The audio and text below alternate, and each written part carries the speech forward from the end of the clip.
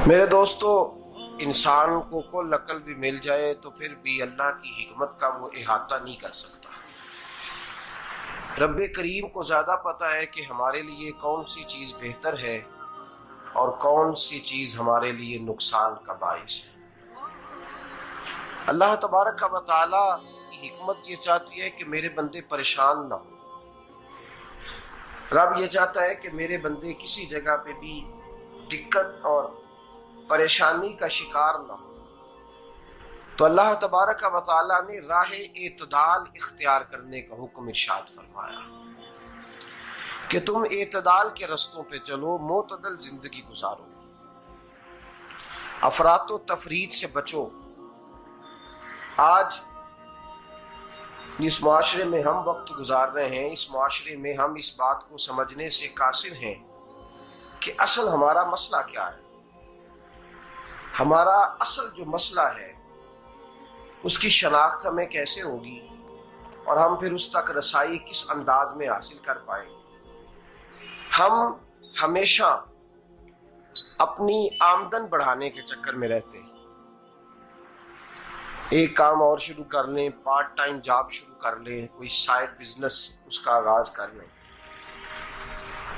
हमारी जो दौड़ लगी हुई है वो लगी है काम बढ़ाने में, आमदन बढ़ाने में। हालांकि इस्लाम हमें ये कहता है कि तू आमदन बढ़ाने के चक्कर में ना पड़। असल बात यह है कि तू अपने खर्चे कंट्रोल कर। तंग इंसान वो नहीं होता जिसकी आमदन थोड़ी होती।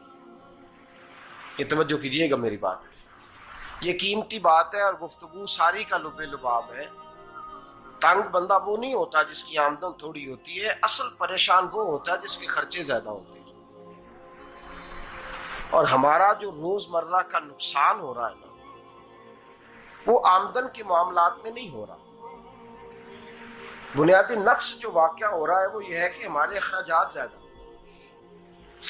और वो अखराजात किसी और ने नहीं बढ़ाए। वो खर्चे हमने खुद बढ़ा लिए हैं और अब हमें उसका नुकसान भुगतना पड़ रहा है। और अगर आप सही मानों में टटोलें तो जो बहुत अमीर लोग हैं वो तो उन खर्चों से बच गए। मैंने बहुत सारे ऐसे खत्मात में शिरकत की है। मैं बहुत सारी ऐसी जगहों पे गया हूं कि जहां लोगों ने बड़ा मुख्तसर सा खत्म दिलाया है तो हो गया खत्म। खत्म के मामले में कब किसी ने पाबंदी लगाई है कि उसमें 200 आदमी शरीक होगा तो तब ये साले सवाब सही हो सकेगा? कौन कहता है? या शादी के मौके पर अगर सारे बहन भाइयों को न बुलाया गया तो मेरी शादी पाया तकमील तक नहीं पहुंचेगी, इसमें बरकत नहीं होगी। ये किसने फतवा दिया है? मोतदल जिंदगी का इस्लाम हुक्म देता है। मैं पढ़ रहा था कि एक बहुत बड़ा सदर है, गालबन सूडान के सदर की बात हो रही थी, तो अपने बेटे की बारात लेके गया तो 4 लोग गए हैं बारात, और 15 लोगों का उसने एहतमाम किया अपने घर में खाना खाने का। तो क्या शादी हो गई कि रुक गई? तो भाई राग अलापना इस बात का कि बड़ी परेशानी है, कोई साइड बिजनेस शुरू किया जाए फलान जगह फलान जगह फलान जगह। तो असल मामला ये है कि पहले एक बंदा कमाता है तो फिर भी घर ही चलता है, फिर बड़ा बेटा साथ शामिल होता है तो फिर भी घर ही चलता है, फिर मंझला बेटा शामिल होता है तो फिर भी घर ही चलता है। जो रोना दादाजी रोया करते थे कि बड़ी मुसीबत है, बड़ी मुश्किल है, गाँव में रह अकेले होते थे और वो 5 बच्चों को और 4 बच्चियों को वो पालते थे। तो जो वहां परेशानी थी वही आज परेशानी शहर में आकर पढ़ लिख कर मोटी तनख्वाह लेकर वही परेशानी हमें है।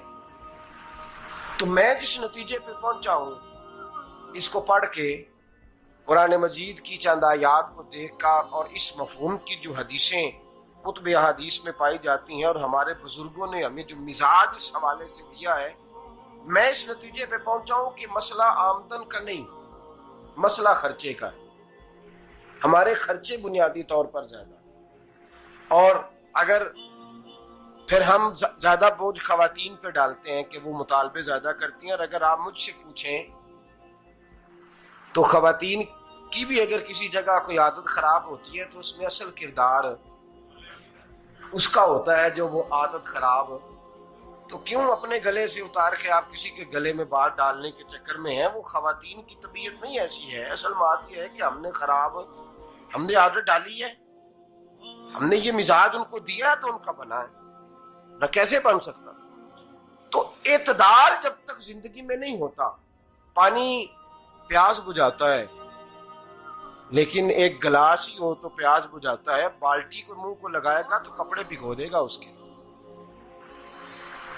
हालांकि पानी बुरी चीज का नाम नेमत है ना, बहुत बड़ी अल्लाह की, लेकिन प्याले में ही अच्छा लगता है। कोई मटका मुंह को लगाएगा तो तंग होगा, प्याला ही बेहतर है उसके लिए। तो मेरे दोस्त, मटके से भी बाज़-औक़ात काम चल जाता है, लेकिन अगर कोई कहे नहीं मुझे दरिया ही चाहिए तो उसका तो घर बह जाएगा, सारा घर बह जाएगा उसका। हमें दरिया काबू करने का मूड बनाया हुआ है तो इससे घर बहा करते हैं, इससे घर बना नहीं करते।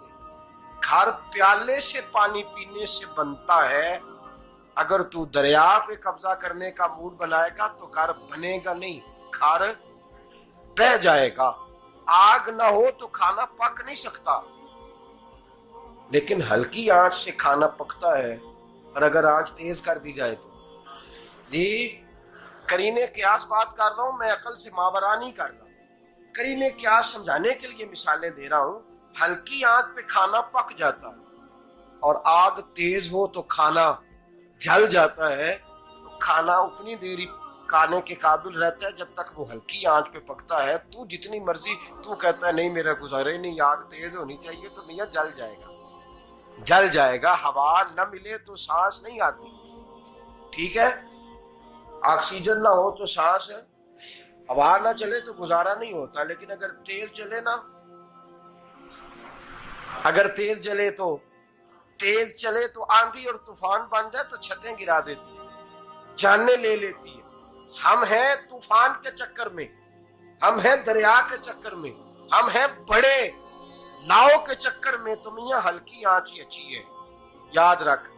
और एक गिलास पानी का एतदाल से मिलता रहे तो वही मिलता रहे, जरूरत के वक्त वही बेहतर है। तू पूरे दरिया पे कब्जा करने का प्रोग्राम ना बना, तंग हो जाएगा। और मेरे अजीज याद रख, हवा सांस लेने के मुताबिक मिले तो वो अच्छी है, जो सांस बंद करने पे आ जाए वो हवा अच्छी। हमने चक्कर चला लिया है कि ज्यादा पैसा, रातों रात पैसा, लंबा पैसा, ये प्लाट भी मेरा, वो प्लाट भी मेरा, गुजरावाला भी, गुजरात भी, लाला मूसा खारी और पिंडी तक जहां मैं जाऊं मेरे नाम की तख्तियां लगी हुई होनी चाहिए। इस्लाम मना